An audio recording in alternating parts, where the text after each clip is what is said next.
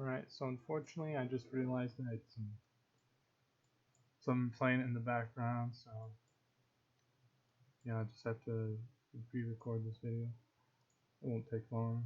So I had a battle. I killed some troops that were just at arms, and as long as you fight, you lose bloodless years. But if they're just inactive and they don't have any troops, you don't lose any bloodless years. So keep that in mind. So if this is just AFK and they have no troops, you won't lose any bloodless years even if you attack them.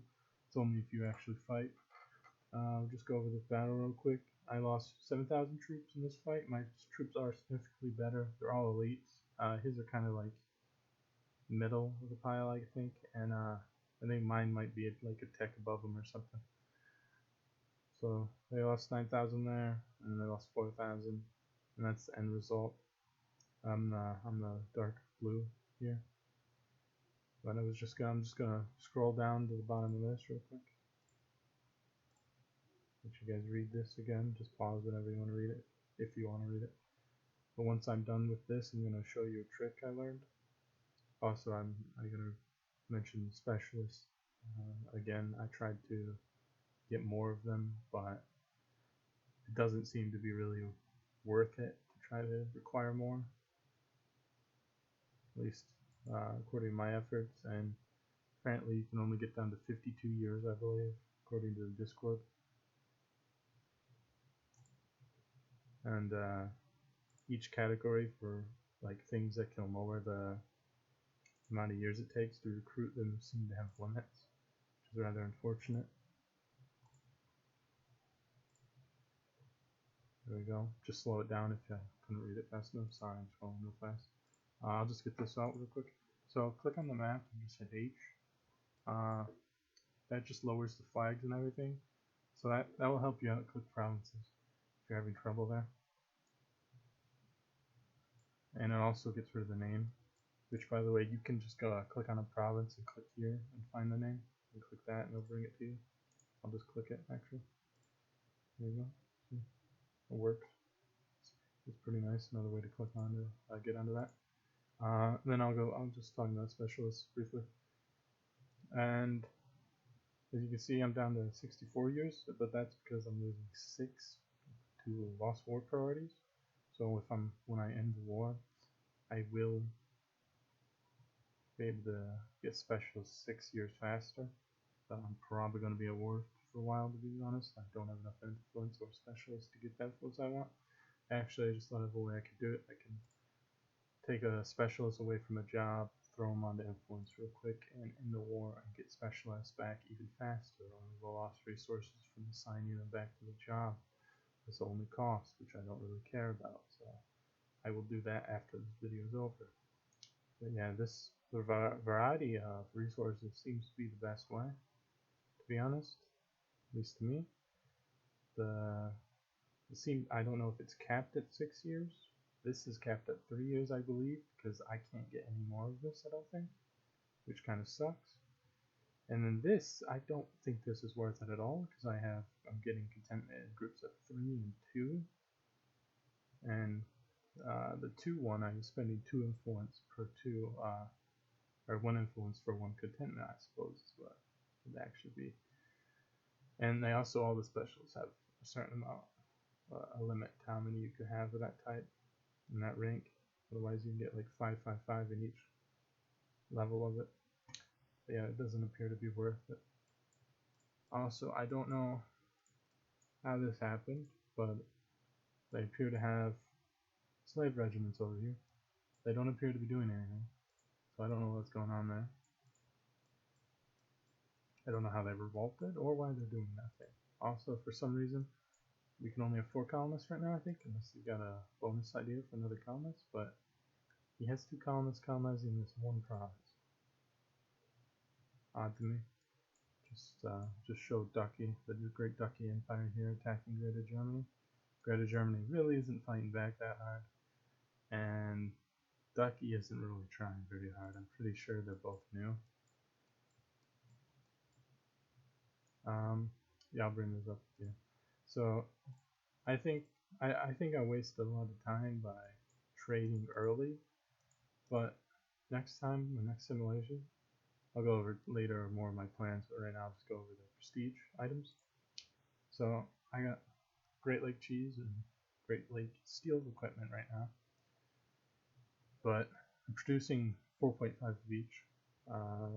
But what I want to do next time is I want to produce 4 of at least one of those, or something else, and I want to trade with whatever one of my allies as much as I can as soon as I get production of 4 prestige resources, because that gives me, I think, the most gold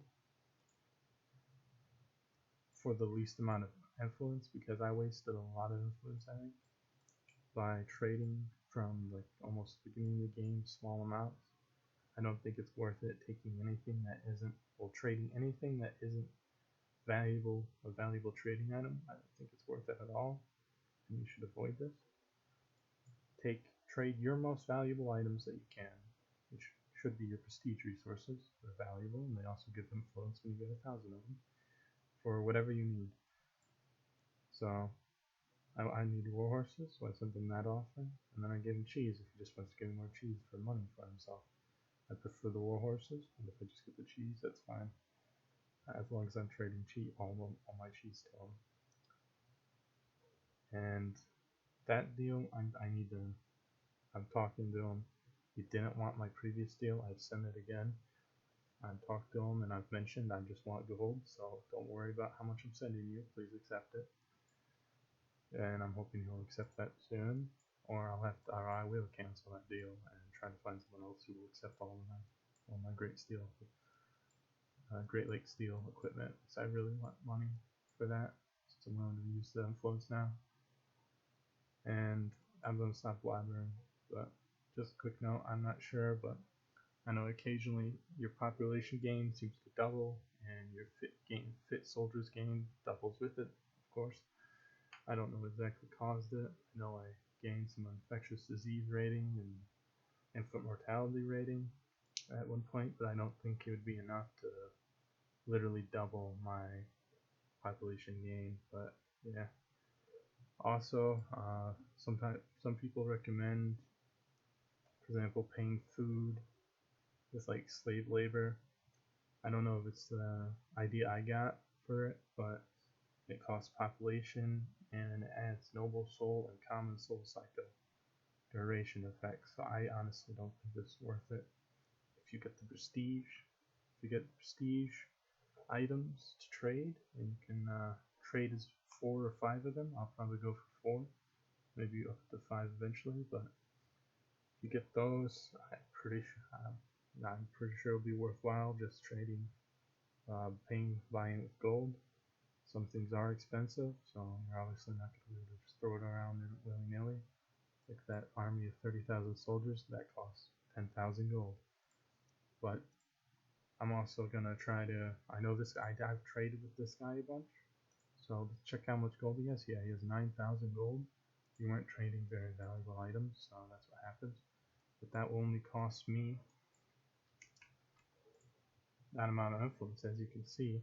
So that's just worth it to gain, because it's only 0.1 per 2,000, and that's a lot of trading to get that amount. If you would actually trade for it, unless your items are extremely valuable. So definitely take as much gold as you can. It's the same cost for food, but I wouldn't recommend the food. I would just take their gold. I'm rambling. I tried to. Greg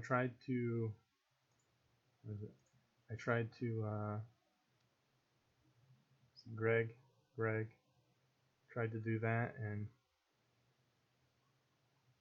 as you can see, they both give a different effects.